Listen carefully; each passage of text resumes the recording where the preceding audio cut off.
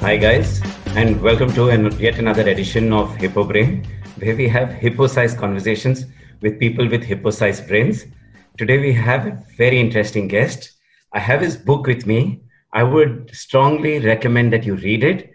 And while you look at the book, there's just something interesting I've never ever figured out. Hopefully we will. That why do authors never look like their profile pics? But over to Rajesh. Rajesh.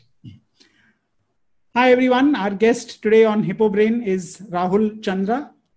So Rahul and I had met for the first time more than 20 years ago.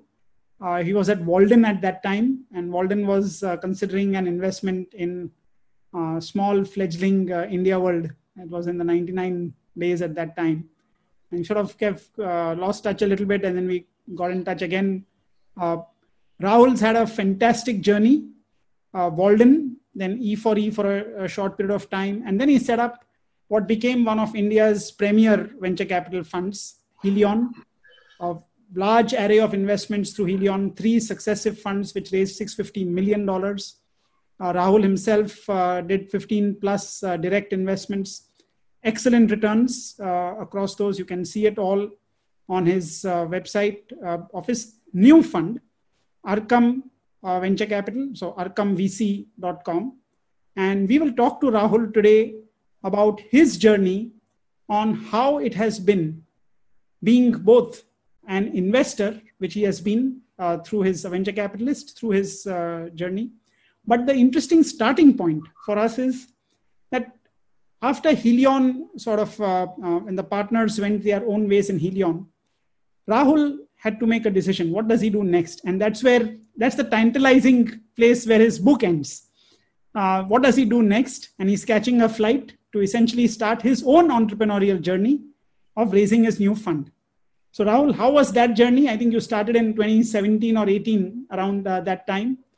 So would love to hear how the investor, the venture capitalist became an entrepreneur raising a fund. We'll start with that. Thanks so much. Thank you, Jayamit. Thank you, Rajesh. Thanks for having me on this show. It's wonderful to get into. I love the format and so nice to have me on this. And Jayamit, thanks for the comparison picture. I can only attribute it to the long days of not going to the barber shop. Hopefully, I'll start looking like that. Age notwithstanding. That picture is about 4 or 5 years old, by the way.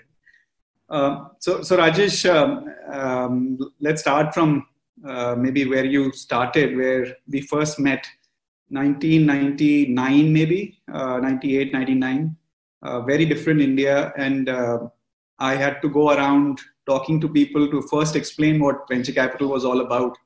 And this was to startup founders. And most 3 out of 4 at the end of my description would ask me, if this investment had an interest rate and when do we have to give this money back? And maybe I had an opportunity to redefine venture capital in India and make it into a debt product. But I had to be honest and tell people that, we do take the same risk. We risk losing our money. We are both not successful. And then, my best investment would have been India World, of course. But, I know there were better options on the table for you. So, I moved to the US. I invested in Silicon Valley startups. What is now called deep tech was really what most of my investments in the Valley were.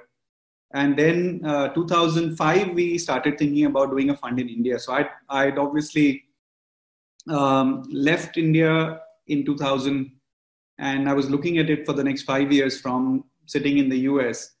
And what was changing is India as a market by itself, the domestic opportunity of consumers being able to pay and afford and discretionary spending going up. So 2005 really was the ideation period.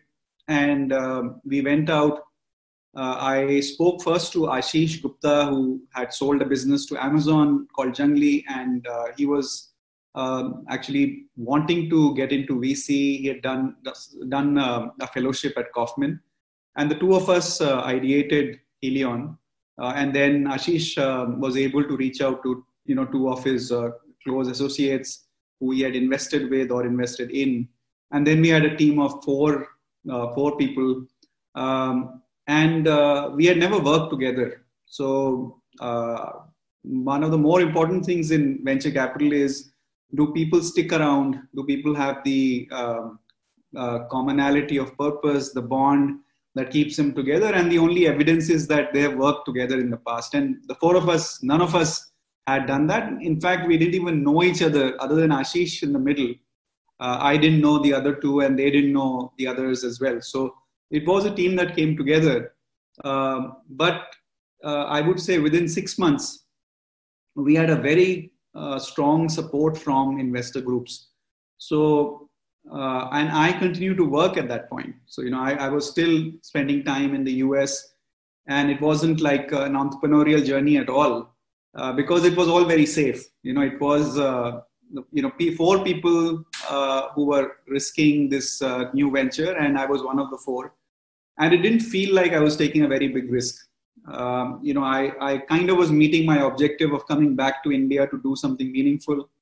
And I just felt that if this happens, then it'll be, a good outcome, but it's not like my life or reputation was at stake. I was 33 at that time. So, I think still young by VC standards.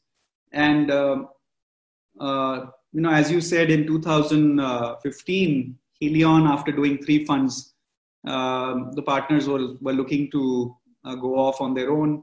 There was a very big question mark about what we can do to, contain this, or how can we continue on the same platform. But there was a basically lack of critical mass of people from the past. We 4 had started. Ashish decided to move back to the US and not do a VC fund.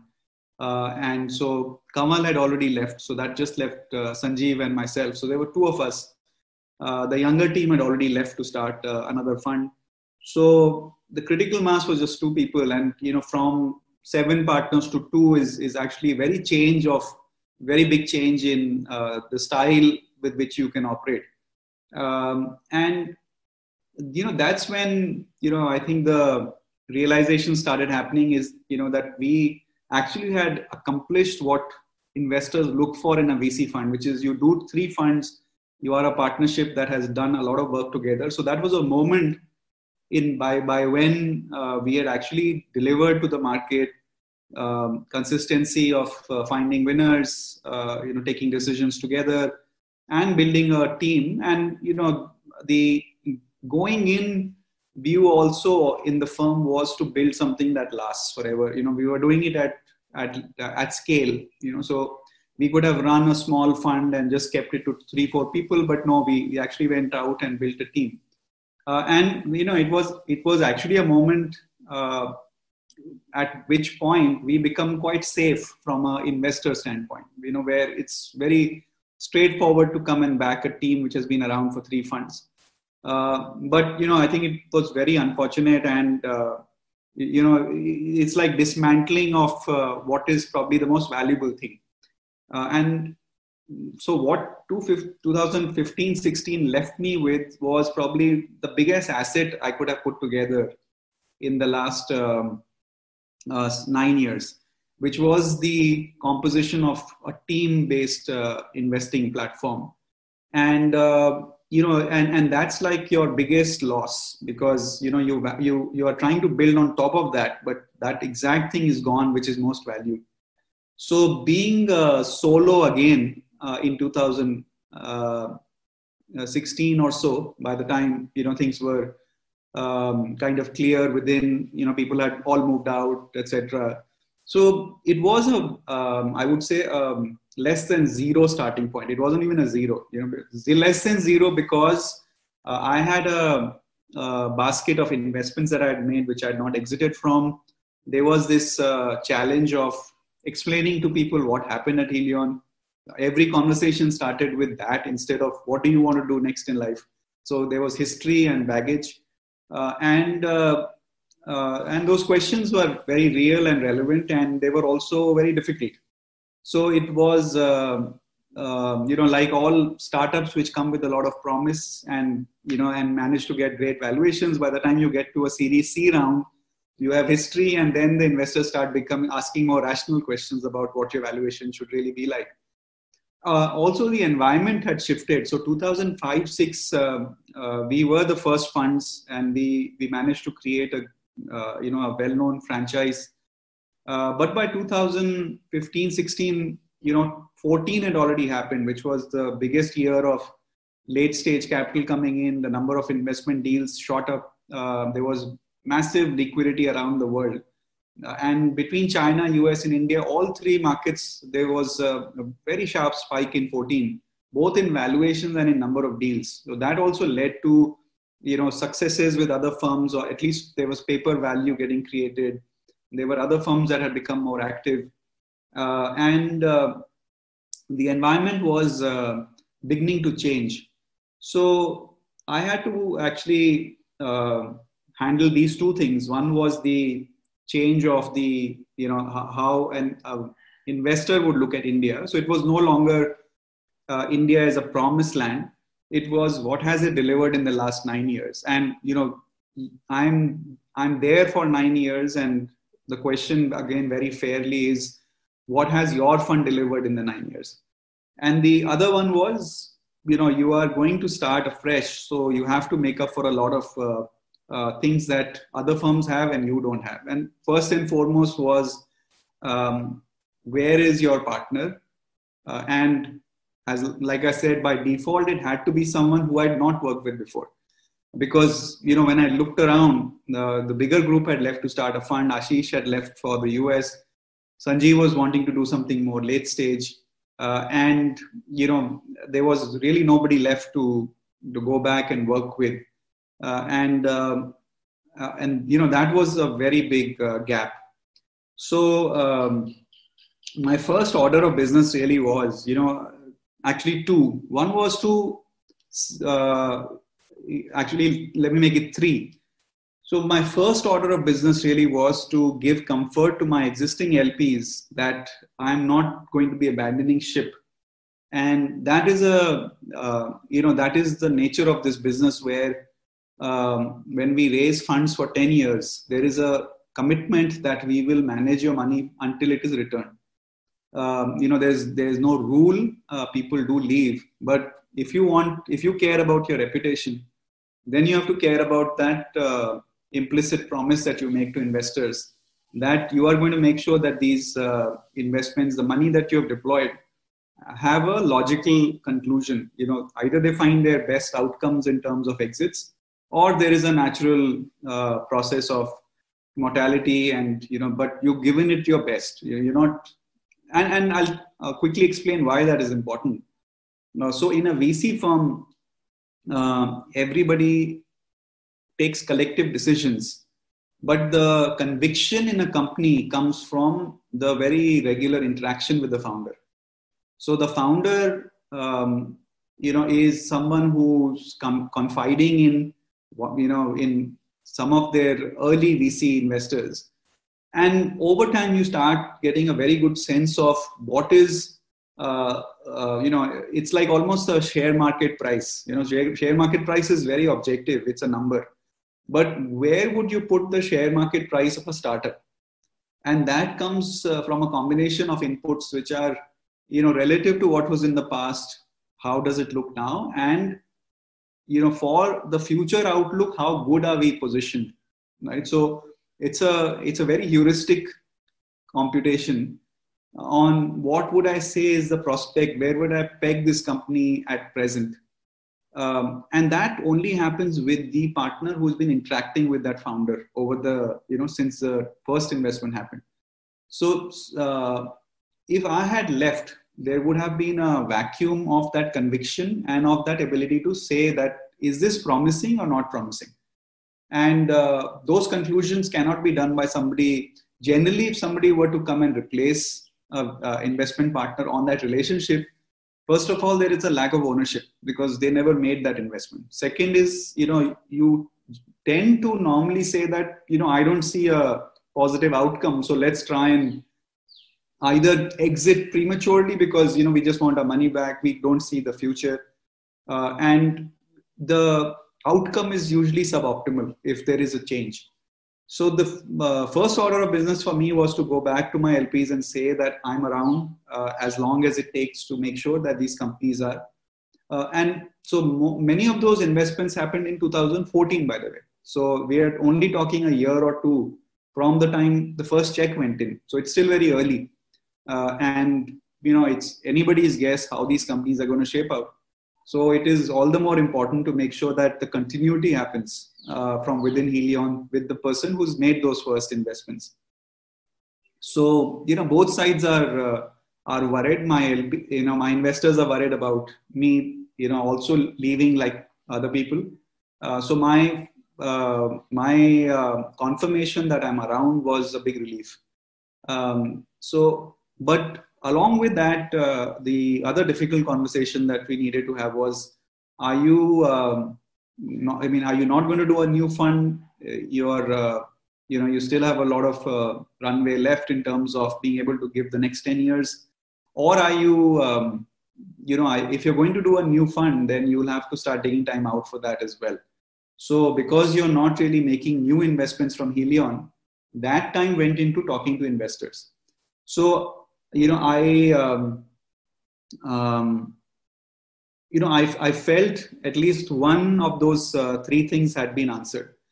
The other two was, number two, find a partner.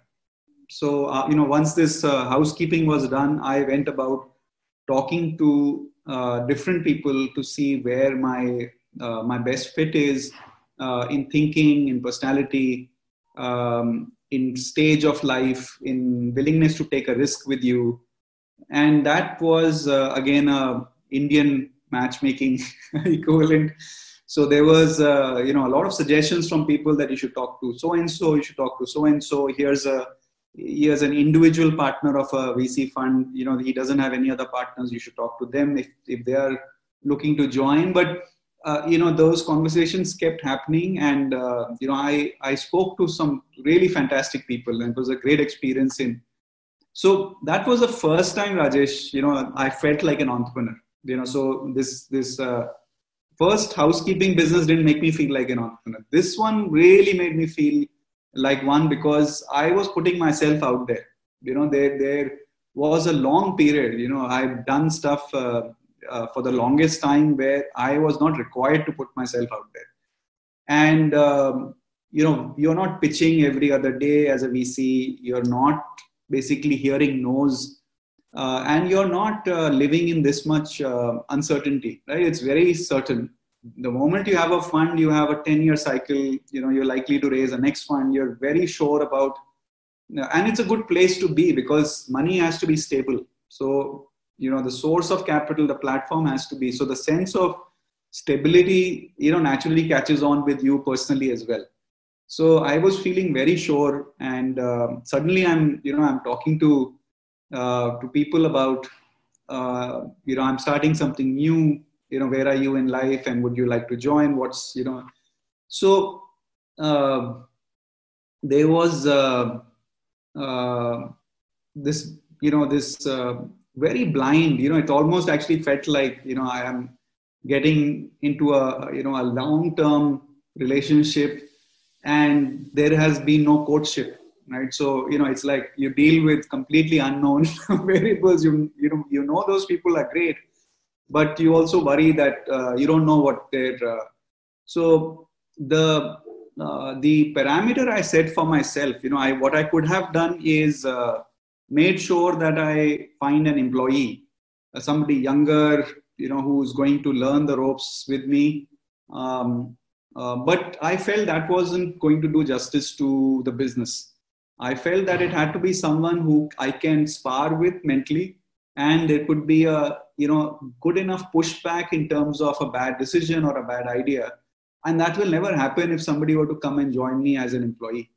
And the main purpose of managing money is that at that point you're able to take very orthogonal points of views and come up with what works best. There is a need to fuse together so many inputs about the fund and where the money is going to go, that you need somebody who's going to be an equal in terms of your in terms of your ability to think through.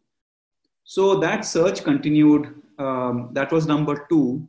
And the third one, which, I was still very, started off a little bit toes in the water, because number 2 was still not done, was that I started getting a sense of all the LPs who had backed me in the past or who I had met. And so I took that flight that is in the last page of the book. And it was just a, hi, I want to drop in and meet you type of conversation. I just wanted to get a sense of what people were thinking of India, what is their risk appetite for a new fund. And you try and gauge, where is your money going to come from? But very early on, and it's a half baked story, because you can't even say, this is the team, this is my partner. So, people are not able to react other than what is their own, what is their own constraint at that point. They can't react to what you are presenting. So I discussed some ideas on what's interesting in India at that point. I was pretty much in places I had never been to, and I was meeting investors in their offices across the US, London, Amsterdam, Switzerland, Japan, and I was kind of not stressed at that point in terms of because my long pole was finding the partner. The partner problem had to be solved, and then the investor story would follow. So, so I'm again going back to number 2. I met a lot of people. One of my views was, actually even before this, there was this. You asked a very deep question. Because as an entrepreneur, the other thing you do is, are you going to do the same thing you've done in the past, or you have the power of completely changing your palette? Do you draw a different picture, or you draw the same picture again? And I let myself with that luxury because I had some time, and I spent again a lot of cycles in thinking about doing something early stage, doing something cross-border between US and India. And there were a lot of ideas that were crossing my mind on what may be a good opportunity at this point. And that was also leading me to some interesting people. I was talking to a friend in the Valley who had left Nexus, and he was thinking of doing a fund. And, I had this big belief that, founders in India actually need a lot of handholding in the beginning years. So I was thinking seed fund to begin with. And, I thought that one of the steepest learning curves is, happens when you're talking to founders who are, who have answered some of the early questions of building. And most of them at that point were in the Valley. So how do you create this bridge of India where the learning curve is getting transferred? So, this person was in the Valley, and we tried to put together. So I spent a couple of months, conceiving of the seed fund that will work between India and US with, and my hope was that this person would be either, spending 6 months here or move to India, because we, the founders had to be out of India, making them market ready, making them to be more savvy entrepreneurs was the role of this entity. But all the catchment was in India. So the the fund became real. It currently is has raised money, is investing, but we didn't get into. I mean, we are really good friends, very close. I'm still on their advisory, but what didn't work is that he wasn't willing to move. And that didn't gel with, my idea that it has to be an India, India out thesis. So but it was a good experience. There was, there was dress rehearsal in a way. And, then the other angle was also, Middle India had been one of my better working thesis. I had made some investments that had become public companies from that. market, and I felt that is really a market where you can create large companies. So, does technology now have a role to play in creating impact in Middle India? And why did my earlier investments not have anything which was technology centric? And I was again evaluating whether that is a real story or not. Finally, I was introduced to my current partner through a common friend. I did not know he's going to be thinking of leaving and joining something new. He and I had engaged a lot in the past about other things, about his investments. He worked at Kalari as a partner. And before that, he was in a Helion portfolio company. So there had been a lot of interaction in the past. So the conversation happened. There was a couple of days of thinking, and we talked about thesis, we talked about working styles. We had our common friend help us think through partnership issues that could happen, what would make a strong partnership, and we did several sessions around that. And we also did referencing for each other. So I called up some of his founders, asked what has been the interaction like. He did the same, so we got third-party feedback, and we finally shook hands, in a couple of months. And he put in his papers, came on board, and that's when my long pole had got sorted.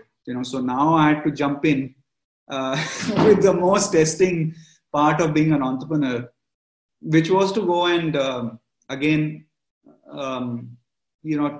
take a deck and say, boss, this is what we are doing. Will you be interested? And one of the things we had got into, Helion's first fund, obviously it wasn't, it didn't give enough time to feel like an entrepreneur. But what we did in that also was to pitch to anyone who was willing to listen. So you catch and you present, and and that was always considered to be valuable because there would be feedback and you could then think more about. Here it was, we know Helion, great firm. What happened? Come on over. We would like to listen. And a lot of those conversations was just curiosity about what happened at Helion, right? So it was a long meeting, but nothing to do with what we were doing. And some meetings were great. We were pitching, but I think the most common feature of an entrepreneur in my mind is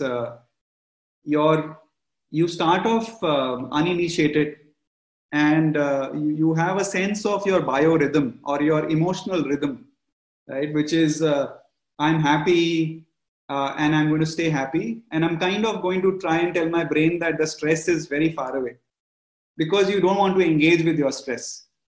And an entrepreneur is past all that, because in his day or in her day, there are micro moments of success, failure happening so often that luxury of saying, no, I'm in a happy state and I will choose whether I'm going to change this state is not there. So, I was beginning to then go through the same things, which was, hey, we are very interested.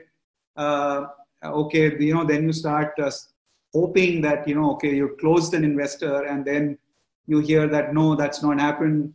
You overinvest in certain conversations because you think, this is, very likely to happen. So you take a 1 meeting flight out to a different country just to have that one meeting, and you're very sure.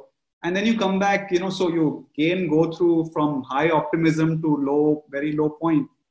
It just started happening with me as well. And, it took a good 3-4 months for me to kind of figure out this emotional rhythm again. And I was beginning to, start thinking like an entrepreneur should, which is, this is something that should be considered to be a very temporary phenomenon. You cannot, and the crest and the trough has to be smoothened out in terms of the stress it causes. Because, today has been bad, tomorrow can be great. So, and it was probably the most impactful and growth phase for me, Rajesh, in terms of, just how I have grown as a person. You talk about emotional maturity, you talk about, understanding of people, patience, not feeling down for too long. Those things just happened, in that first 3 to 4 months because of basically failure, and failure coming after an optimism and hope phase. And I think it was the best thing that was happening. So this was a time when I finally felt like, okay, I'm beginning to relate better to my entrepreneurs who I've been backing for so many years, and it's not it's not as how I had thought. There was my own conception until I did this, until I went through this journey. I had actually now I can confess I had no idea how an entrepreneur's day is, and so this was great, very empowering, that I can deal with disappointment. I don't have to go into earlier when in my book you would have read that the Spandana investment, Spandana was a very big exposure. There was a state, the Andhra government changed the rules overnight, and I was in shock for like several weeks and months. And if I'd been more entrepreneurial, I would have reacted better. I would have not stayed in the trough for so long. But now, having gone through that, my reactions are very different. So that's one, and I think the positive part of that is that you are, you are analyzing your own conversations and why you were led to feel hopeful and optimistic. And one of the analysis that happened is that you were not objective. You were not forceful enough to ask, are you in or are you not in, right? So because you were too polite, or because you were like trying to keep that hope on, and you never wanted to, pull the chain and say, let's get an answer, positive or negative. And the investor conversations are actually very complex. They're like a chess game. They're not straightforward. But so is an enterprise sale, right? And my partner is an enterprise sales guy, so there was some learning that came into our conversations from there. But the second thing was that personally, at least, I went through that realization that when I'm trying to build a mental case for myself, I should be much more direct and objective and ask the blunt questions more clearly, instead of dancing around the trees and thinking that this is all going well. So that was the other big I think transformation that happened. So I don't waste time being in hope, and I try and get to the reality of that conversation, and focus on the ones, because by the third, fourth, fifth month, I was realizing I was just wasting too much time talking to pitching is great, but for my own sanity and my own productivity, I had to choose where I should be spending time. I shouldn't be making the trip to Singapore to meet an investor just because. So that those were some great lessons, got me to a point where I thought I had kind of done well in my own growth and maturity, and that brings us to Arkham really happening some point of time after that. So that was interesting, Rahul. I think it's the first time I've ever heard a VC talking as an entrepreneur, and I would have never imagined that a VC guy can go through this entire beautiful emotional roller coaster that an entrepreneur goes through. I think what you've rightly explained and articulated is exactly the kind of issues that an entrepreneur would go through. And being on that side, I think probably now you have a better sense of how the entrepreneur goes through. And you spoke about managing highs and lows. You spoke about ruthless priority in some ways. Does that now change you when you look at entrepreneurs in some sense? So I think in terms of empathy, I developed a bit in whenever I turned 40. So, again, I've written this in the book. I came back, I went to Ladakh with, 3 of my best friends. And we all had one of, again, very non-zindagi na milegi dobara type of experience. It was just mentally and spiritually very transformational for all of us. My friends who had never meditated were meditating, and we were sitting in a monastery listening to the chanting, and we all came back very different. So like I've written in the book, at least from that point onwards, my empathy for the entrepreneur was high enough to make sure that I don't puncture his optimism. I'm not this machine who's here to analyze your business plan and spit on it. But at least my job at the end of a meeting with an entrepreneur is to make sure I give him, my appreciation of the fact that he is doing something meaningful. And, this is a subtle point. I can always give you an objective feedback without making you feel worse about what you're doing. Because, I already know that could have been my bad day. And that could have been that entrepreneur's bad day, when he also gets this harsh feedback from the VC saying, I don't know how you're thinking this will work. But more objectively, that maybe you should change this or change that or think differently. And that's a better way to give feedback, and our job needs a lot of feedback that has to be given. And people seek a lot of our feedback. Sometimes I think overseek a VC feedback because at the end of the day, we make very little difference in the outcome. So what I feel about entrepreneur, I think had begun to happen before that, but now I understand probably better. And one of the things is that, I even chose the name of my book after a long argument with my editor, that, what we are all doing in life is we are playing the moonshot game. Everything in life, even waking up tomorrow morning, is a moonshot game, given the odds of, just passing off in the night. So the appreciation for what you have has to be very high at any given point, which then is in my mind, the champion of that kind of process thinking of, staying in the positive zone is what an entrepreneur does best in the world, or a sportsman does. Maybe an Olympian does that equally well, where one race doesn't go well, but he's back for the next one. So that kind of mental thinking is what now puts me in very good, my founders I've backed are some of my closest friends. I'm very happy to say that even now, after 7-8 years, I'm the first call if something goes wrong and if something goes right. So it is, it's become a much bigger thing than just being an investor, to be that person who they would end up calling. So that is a great feeling. And I think if I'm still getting those calls, I'm doing the right thing. So Rahul, one question here. I think it's how do you identify?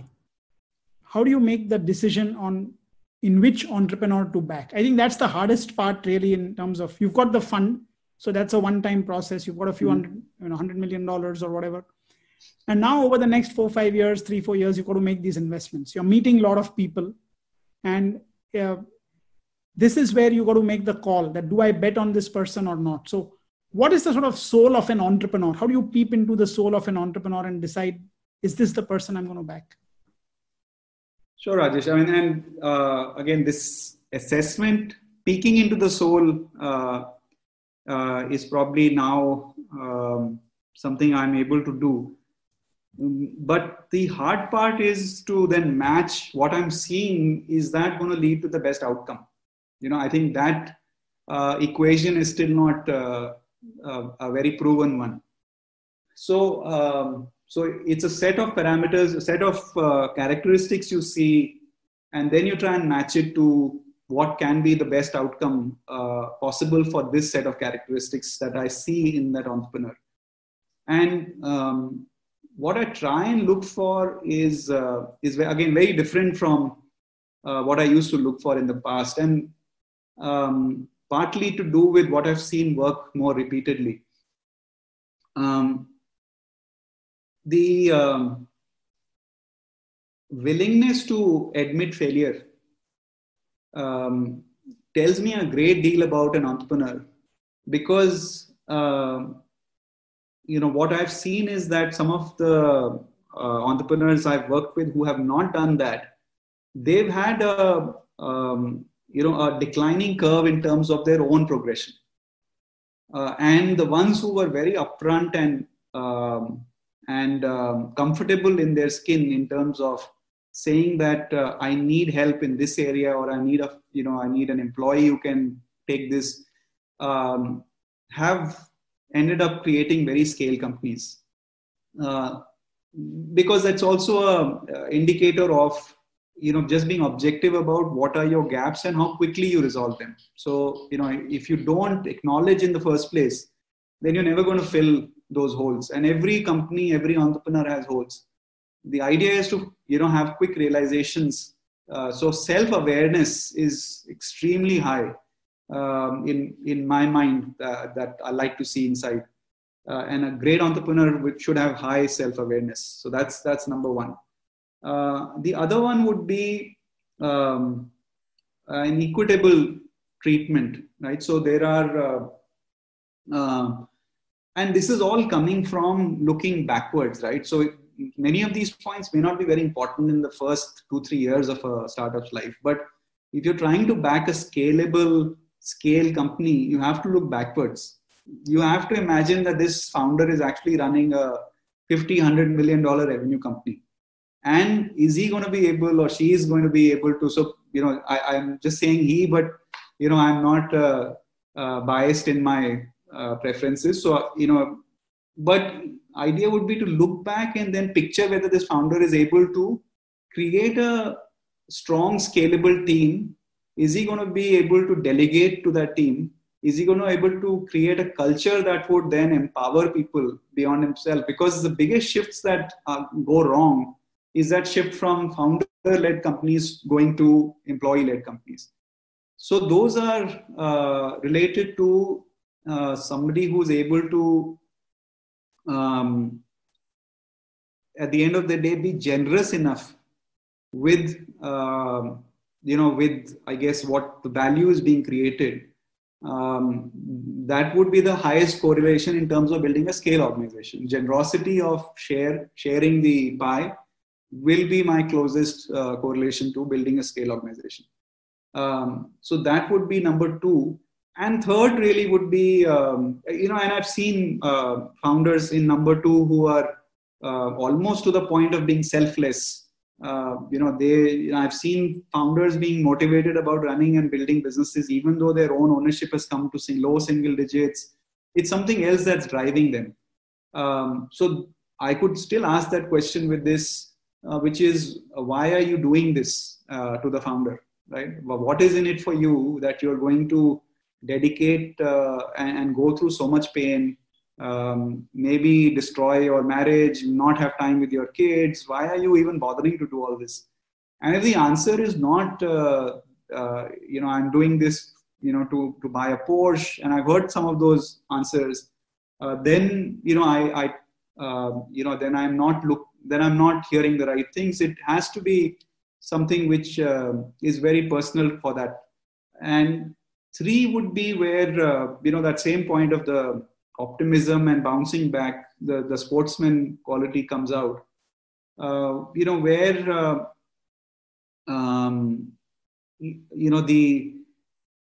the ability to leverage a team and overcome failures, and, lowering reaction times, all that comes together. So I think generosity, self-awareness probably would be the two highest ones. And I think the third one would be more of an outcome. So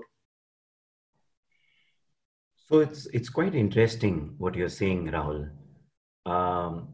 Just sitting outside of it, one would assume the archetype of a founder of a high growth startup is bhag raha hai, running around, aggression, trying to get things done. And what you're actually saying is that it's not just that, or I don't know whether you're saying it's that or not that, but what you're saying is more important is some little more gravitas.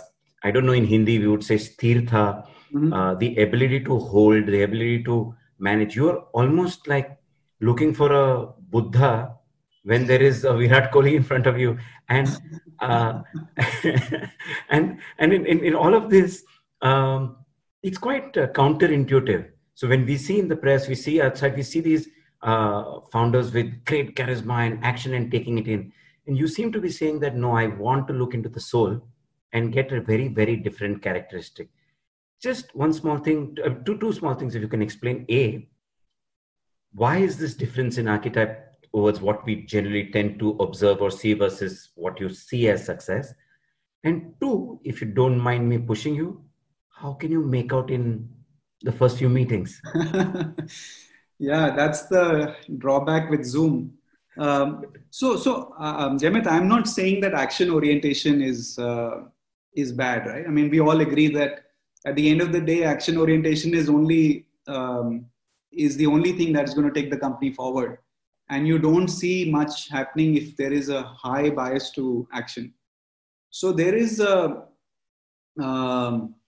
outward thing, and then there is the self-awareness, and both can coexist, right? And ideally, the self-awareness is leading to action, but it is more, I think there are two kinds of actions, as we all know in life, right? One is to where we believe that just that action by itself is good enough, right? So, work for work's sake, your activity is a very satisfying thing, right? So it's just feels like you're doing something, but at the end of the day, that may not be the right, the right set of activities. And again, just like I was facing, my bandwidth is my biggest value. If I'm an entrepreneur, I can't be wasting time on just activity. And thanks to this whole VC founder relationship, showing activity becomes like a report card. VC goes to a board meeting, we have done all these things,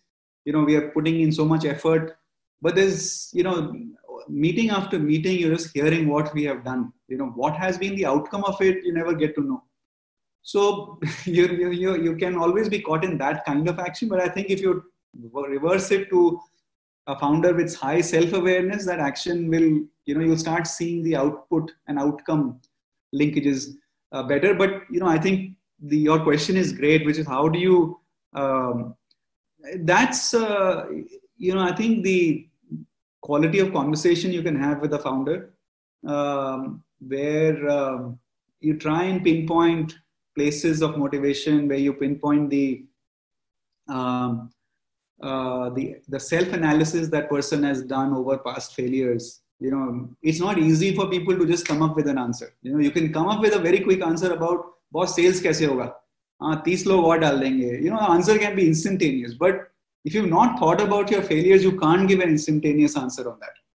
And that, that analysis is what I think only very highly self-aware people do, right? And then they're able to show me that course correction over their life, how they have realized something about themselves and then changed it, or created or relied on somebody brought in a founder who helps them not be this mindless action oriented guy. They will in fact tell me in meetings that my co-founder is this is, by the way, another dimension to your question, which is sometimes this person may not be in one body. The co-founder is a sthir founder and the CEO is the action. The Virat Kohli is a different guy and the Buddha is a different guy, but they are co-founders. So we are okay with that, because as long as that combined value is going to work, we are going to see our outcome. So you want MS Dhoni? MS Dhoni together, yeah. You're getting me into very dangerous territory. There'll be a lot of others. Then you say Rahul Dravid. This is touchy zone for a lot of listeners. So, Rahul, if I probe a little bit more, I think this is fascinating in terms of the way you're describing it.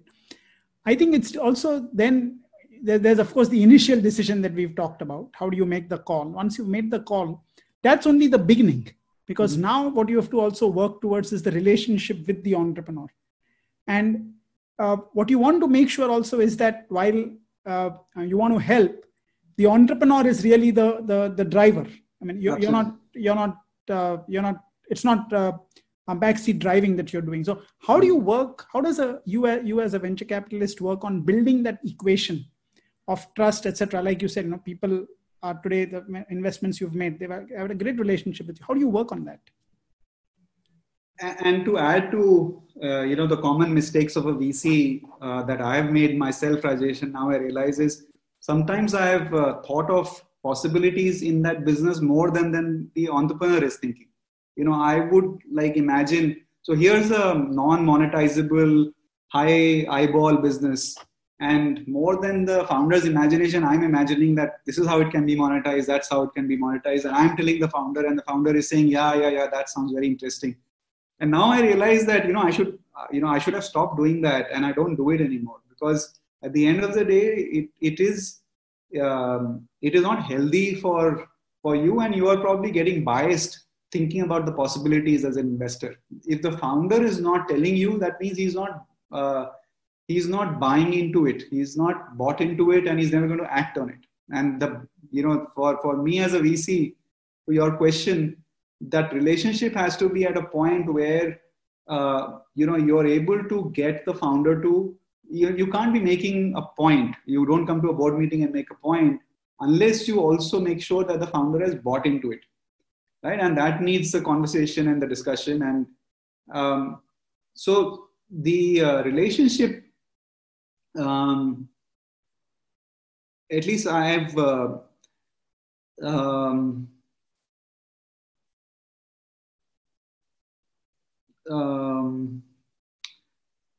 my biggest investments, again, once the investment is made, is on making sure that the first 30 to 60 days are high intensity interaction with the founder. Also, that has to be a phase where a lot of founders need to hear that you're not, you told me a great story. I wasn't such a fool that I bought into everything. I know what reality is, and you can stop that now. The performance is over, the sales is over. Now we are partners. So you have to change gears with the founders and say, boss, now we are both on the same side of the table. Now because you want to get him to feel comfortable to tell you what is wrong with the business, not keep telling you that, hey, this is all great, and you're not moving in any direction. And these are the simpler conversations, Rajesh. The harder conversation is everything is fine, but you're still not reaching anywhere meaningful, right? Because at the end of the day, you're investing, trying to create a high impact company. You're not trying to drift into mediocre zone. So that is an even bigger challenge when you're trying to get founders to rethink कि boss, sab theek hai, par fir bhi it is not theek. Right? It is not good enough. So, and how do we change now we become a oil tanker. Now, how do we change direction? From a lifeboat, we become an oil tanker. But now we need to change direction. That's an even harder next level conversation. But in the first 30, 60 days just goes in, reiterating that you're not looking for the good news all the time. And we need to have, and the moment you start hearing, Rajesh, I was having a conversation recently with one of the founders, and he has not told me that much about his business. He's not reached that stage. And I was just trusting my instincts. And I said, I said it almost like, this is what I think you're going through right now. And it was thankfully accurate. And it was an immediate reaction after that, this person has understood, what my constraints are, what are my key challenges in life with my existing investor, what am I dealing with, what is the business basically suffering from. If you have that intuition and you say it to the founder, almost like, boss, it's okay, but this is what I think, we need to fix this thing. Then there is you can immediately catch that the relationship is formed at that point. So you have to be a very good,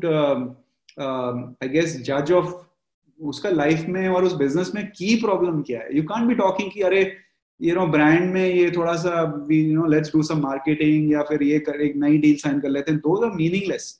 Main thing is, what is the core issue in that business that the guy thinks about at the back of his head and is worried about and is not able to solve. Even if you can't solve it, it's very good to be able to, it's like a doctor, like a GP who looks at 30 parameters and finally says ki, your main issue is this, liver or this kidney or something. And that's where I think, at least in my case, my 20 years now, finally, giving me those, GP level analysis skills. So that gets me to a better zone with the founders. So in many ways, you're saying the show you want to watch is Indian matchmaking and definitely not Shark Tank.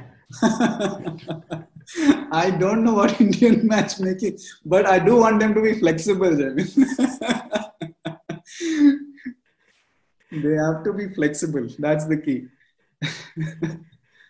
So I've always, sitting on the outside, thought that sometimes what you said, what a very interesting point you said, sometimes the founders tend to overseek feedback from the VCs.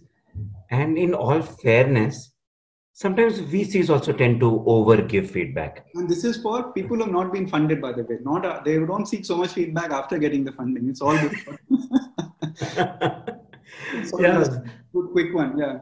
Yeah, I don't know, because sometimes I always wonder, the guy running the business should have the answers in many ways. He's the one who's on the line. He's taking all the management decisions. The guy who's the VC, and outside in, is my view is it's more the long-term play, more the story play, more to understand that and leave a lot of this day-to-day operation kind of a thing. I think when the founder expects the VC to help on this, or when the VC ends up doing this and the founder does this, is that the mismatch that happens sometimes? Have you seen that? See, again, it depends on finally, it's a matter of quality, right? A quality of the founder. Most good founders who are destined for bigger things will be very, I guess, good in solving their, day-to-day problems, and by and large, they will have, that's why you're really backing them. At the end of the day, why do you need someone to run a company? Is because they have to have strong conviction and ability to deal with life themselves. I think Rajesh said this. We don't want to be the problem solvers from outside. VCs, if that is happening, then you know that there is no big outcome happening. Then you're just you're going to stay in a nursery forever. So there is always this. The earlier analysis was meant to say that when that time comes of engagement, you're not engaging on activities that are fairly straightforward to solve. Your money as a VC has gone into actually bringing people to solve those problems. Why are you asking, why are we bringing these topics into our conversation? The topics have to be, what is our next phase of growth? Where do we want to be 3 years from now? What do we need to put in place today for that? How do we change our approach? Are we going to get killed tomorrow because something is shifting? So some bit of paranoia on the basic viability of the business. Those are conversations, Jayamit, that I would like to have, or are ideal between a VC and a founder, and not, and sometimes it comes down to, and it also is becoming a bit, what has happened is that a lot of early stage VCs have created, especially in the US, have created this thing of, here are my 3 functions where I'm going to give you this person to think through product thinking. This is for your HR thinking. This is for your sales thinking. And they will descend on you and basically give you a lot of gyan.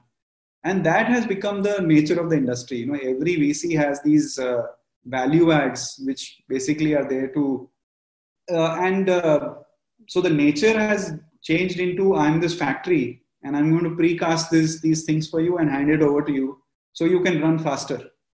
So the process, the intention is fine, but what it leads to is, I think a bit of backing,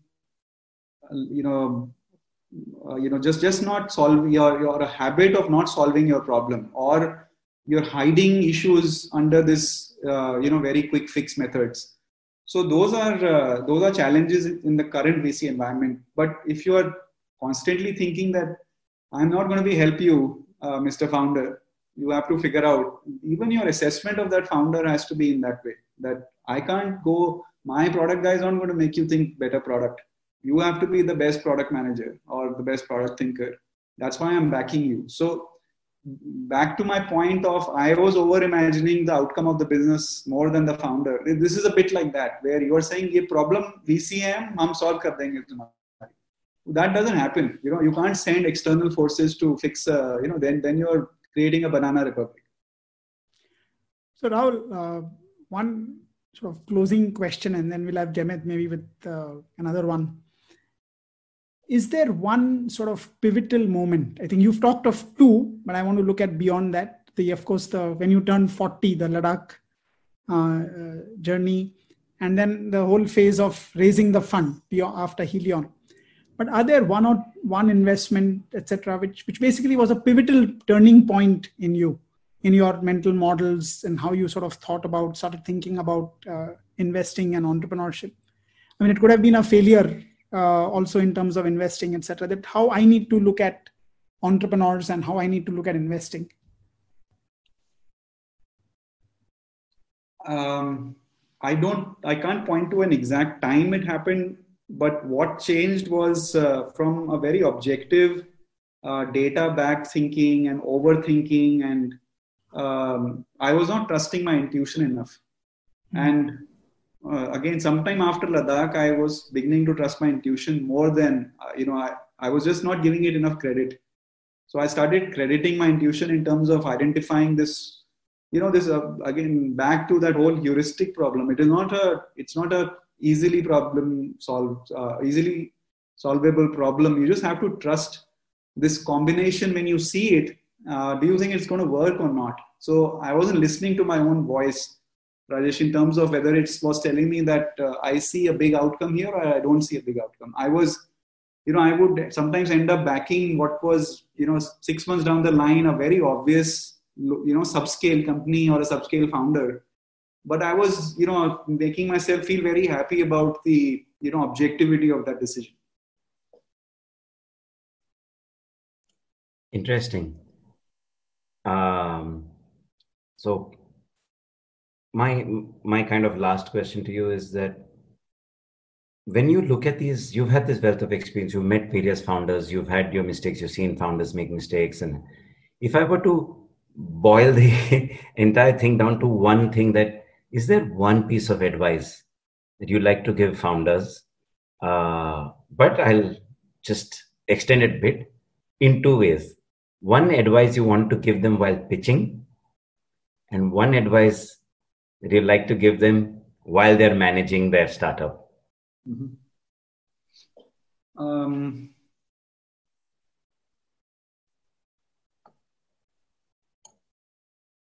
While pitching, I think a lot of founders are unable to bring out their own vision, and it is probably a factor of them being too engaged or engrossed in the business. And the fact is that this is a meeting which is happening because VC is looking at a 6-7 year cycle, right? And it's too far out a period to actually start talking about. Maybe they're worried about sounding too flaky about talking about something where it's not going to happen for a while. But like I said, when I'm listening, I'm trying to see the founder who's pitching to me in the form of a person who's running a highly scaled up company. And if you can't see that in your head, right? If you don't see yourself as that guy who's going to run a $50-100 million revenue company, or maybe $1 billion business, then it's not going to come through. And sometimes I don't see that coming through because I guess I just can't see what you're trying to show me, right? So the end outcome is very important to give a very good picture of.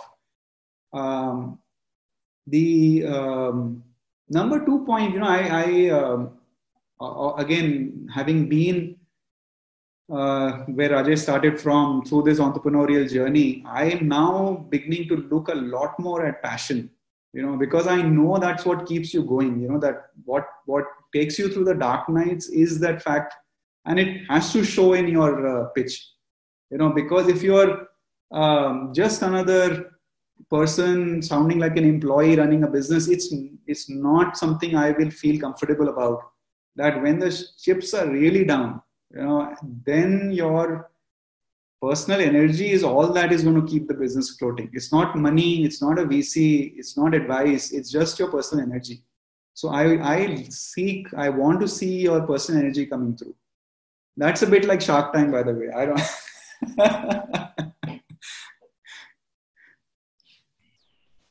So that's while pitching, and post pitching, I think, like I said,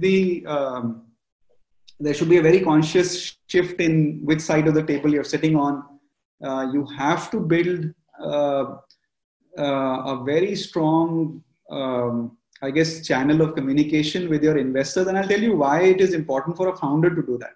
I've also written an article on LinkedIn that if you're doing really well, if you're lucky as a founder, before you know it, there'll be a late stage investor who's going to start thinking that you are you've solved all problems in life and you deserve a $100 million valuation. So you've suddenly gone from $20-30 million where you have the luxury to say, boss, these things are not figured out. And suddenly somebody says, Tuto, you are $100 million worth, right? Then your ability to say I have any problems is gone down even more, right? Oh, 100 million, you still have these basic problems. So that window is very short, right? If you're lucky.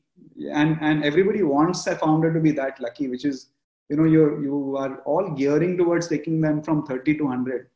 But that window is, could be a 1 year, 2 year window. So you have only that much time to solve your fundamental issues.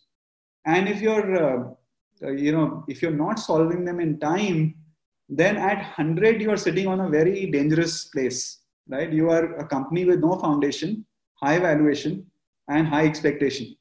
And when you had the time to solve it, you never solved it because those problems never came out. So the moment you take a series A or a B, that time and money should really go into, addressing some, because you're going to be big but you won't have the platform to build it on. So my advice is, let's quickly identify. What I also do is, think of a 60-90 day plan of what is your priority, and then work with a founder to distinguish between growth priorities and foundational priorities. So agar growth hi karna hai, to foundation kab milega time, right? So it's not enough to just focus on telling me I'm going to grow.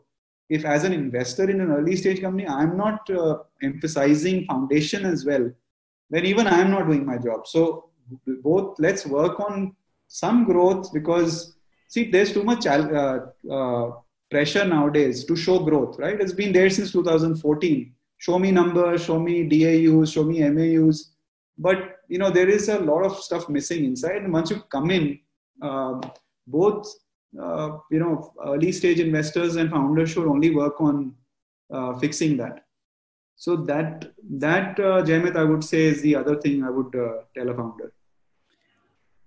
And on that note, I think, Rahul, it's been a fantastic conversation today. I think it's really the way you've brought about the whole mindset in way how you go about investing, the point around self-awareness, etc., what you look for in entrepreneurs, I think has been tremendous. I think we all tend to just look at the numbers, okay, so show me your projections for the next 3 years, 4 years.